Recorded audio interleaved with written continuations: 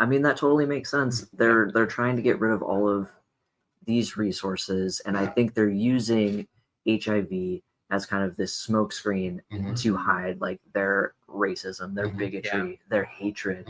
And I think that what happened to you is a prime example of that. You know, like if it was truly about what they said it was about, they would have been mentioning that. They would have been focusing on that. On the illness itself. But I think that so with Zero Project, I had the opportunity to go to different parts of the country, down south primarily. And this year, I really want to focus on our community. What can we do different? We didn't have a HIV Crime Awareness Day.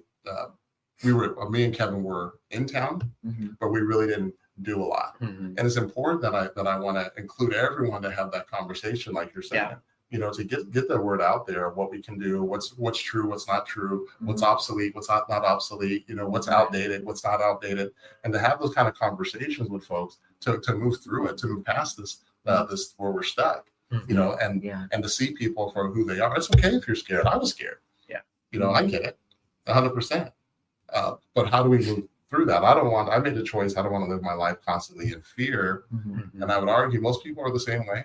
Right. You know, most people, we have grandkids, kids, brother, sister, the litany of those relations that we have. We don't want harm to come to them. Right. No. You know, but making someone the boogeyman, you know, is not the answer.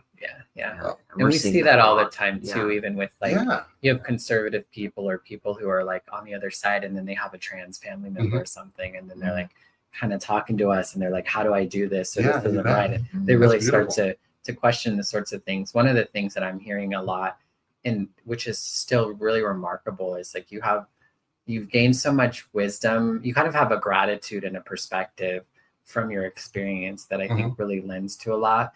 And I think it really reminds me of what HIV in a lot of ways has always done. It's always illuminated and put a light on the problems of the world in a lot of ways. You know, I mean, it initially impacted homosexuals in a time when things were really, really bad, and like heroin addicts and Haitians even at the time, you know, all the H's, right?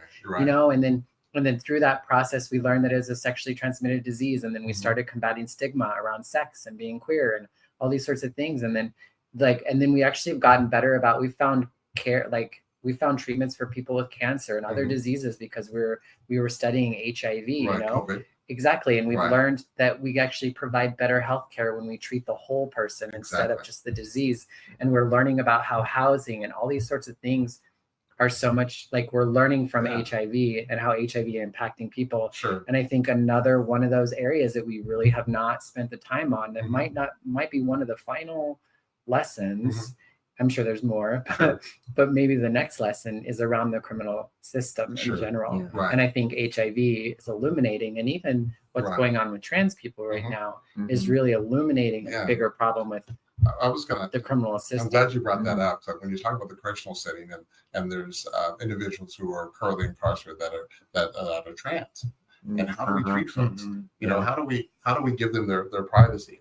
How do we help them through whatever they're going through, whatever the issues that are going through? But one thing we cannot do is put people in a situation where they're going to be abused. It doesn't matter if you're inside a prison or not. It doesn't matter what the circumstances that were where the person's now incarcerated.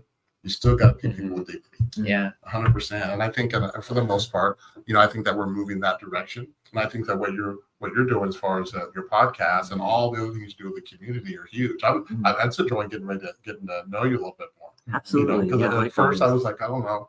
You don't know about that guy.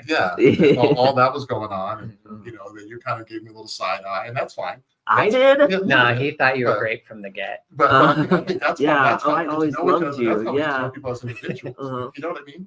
And so why, on our differences, why as a community are we allowing that to be the separator? You know, I think why is it that there's so many things that are where we're attacking the trans community now? My question is for what? And I promise we wouldn't go into it too much. No, that's okay. Over a background? Yeah. I don't care. You know, I remember growing up where, you know, I grew up here in Boise, and so we'd be down by the river. You know, you go behind the tree and take care of your business, go about your day. And that was if you're a girl, if you're a boy, it didn't matter. But we're not going to run all the way home. You know, and miss something and come back. So now Yeah. That's where, and I'm not, I don't, when I Mhm. say I'm over it, I don't mean as in a dismissive way. Yeah. I'm just like, come on, we're adults. Yeah.